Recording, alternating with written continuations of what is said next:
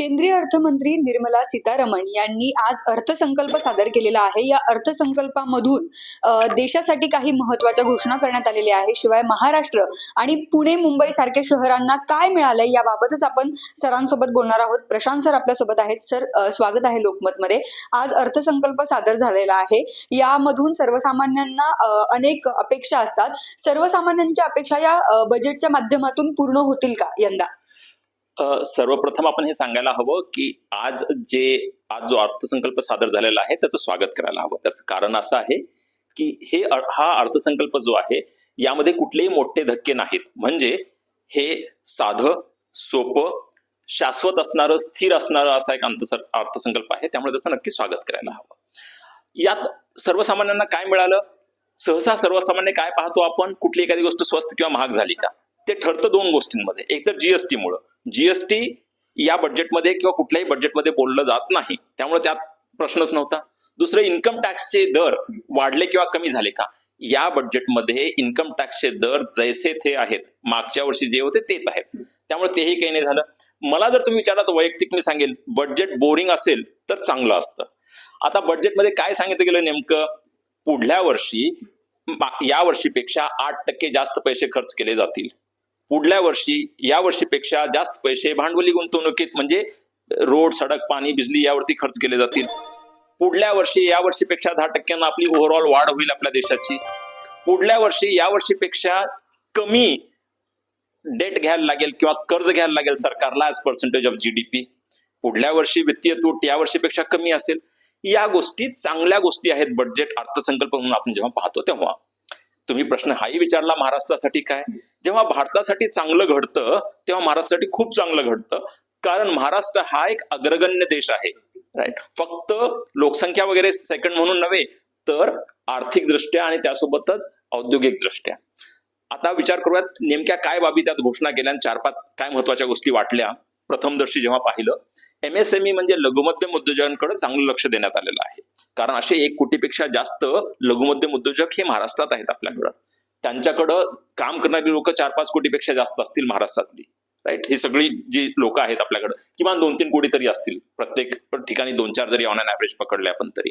त्यांना जास्तीत जास्त डिलेड पेमेंटवरती कशी मदत करता येईल, त्यांना सीजीटीएमएससी द्वारे कसं कर्ज देता येईल, त्यांना इक्विटी इन्फ्युजन कसं देता येईल छोट्याचं मोठं बनण्यासाठी, यावरती भाष्य केलं गेलं. त्यामुळे चांगलं समजायला हवं. यासोबतच मुंबई पुणे हैदराबाद बँगलोर हायस्पीड रेल कशी आणता येईल याविषयी भाष्य केलं गेलं. हे चांगलं समजायला हवं.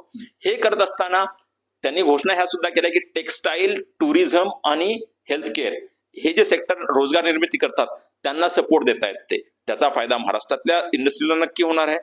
हे करत असताना त्यांनी अर्थमंत्र्यांनी हे सुद्धा सांगितलं एक नॅशनल इन्स्टिट्यूट ऑफ डिझाईन येईल किंवा टूल मॅन्युफॅक्चरिंग हब येतील किंवा टुरिझम हब येतील. ह्या तिन्ही गोष्टी पुण्यात याव्या यासाठी आम्ही नक्की प्रयत्न करत राहू. ज्या घोषणा झाल्या त्या सर्व धोरणाशी सुसंगत आहेत, विकसित देश होण्याशी सुसंगत आहेत. त्यामुळे त्यांचं अभिनंदन करायला हवं. त्यांचं यासाठी अभिनंदन करायला हवं की मागच्या नव्हे तर कोविडच्या बजेटमध्ये त्यांनी सांगितलं होतं 9.2% वित्तीय तूट ही मी 4.5च्या खालती आणते. त्यांनी आणलंय 4.4%. अभिनंदन करायला हवं.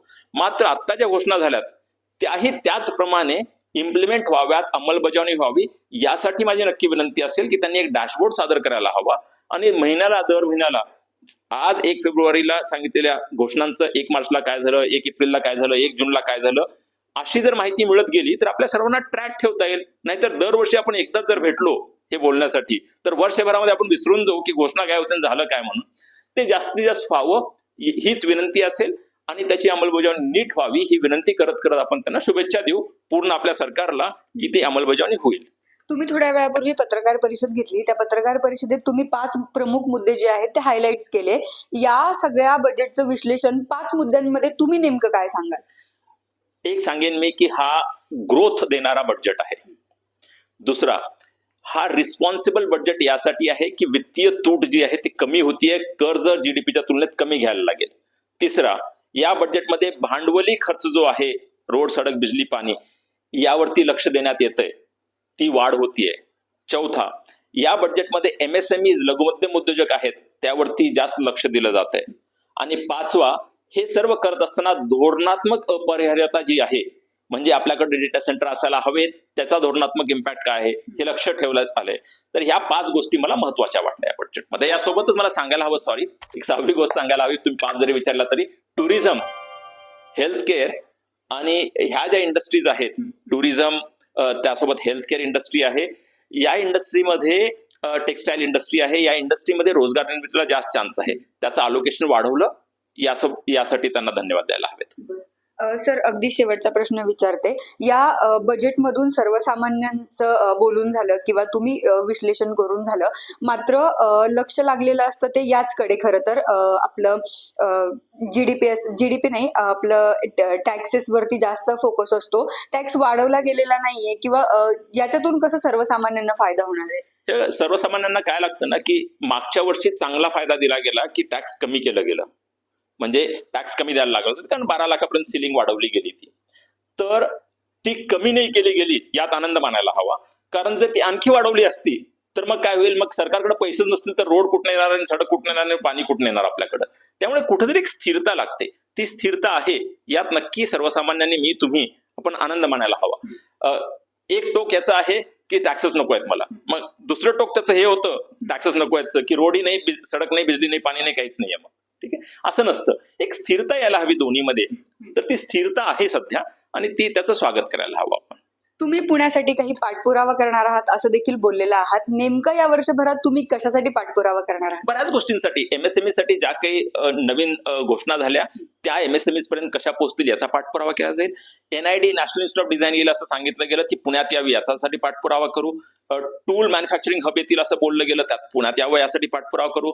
6-7 टुरिझम हब होतील असं बोललं गेलं, त्यासाठी पाठपुरावा करू. ज्या काही गोष्टी पुण्यातनं आपल्याला योगदान देता येईल महाराष्ट्राच्या देशाच्या वाढीसाठी, त्यासाठी 91 वर्ष जुनी म्हणून संस्था जी आहे, MCC आहे, आमचं कर्तव्य आहे, आम्ही त्याचा नक्कीच पाठपुरावा करत राहू. नक्कीच. आज जे अर्थसंकल्प सादर झालेला आहे देशाचा, याच्यामधून देशासाठी कसं हे फायदेशीर ठरणार आहे, महाराष्ट्रासाठी कसं फायदेशीर ठरणार आहे, याबाबतचं सगळं विश्लेषण सरांनी केलेलं आहे. या बजेटबाबत तुम्हाला नेमकं काय वाटतं हे कमेंट सेक्शन मध्ये सांगायला विसरू नका. शगुफ्ता शेख, लोकमत.com, पुणे.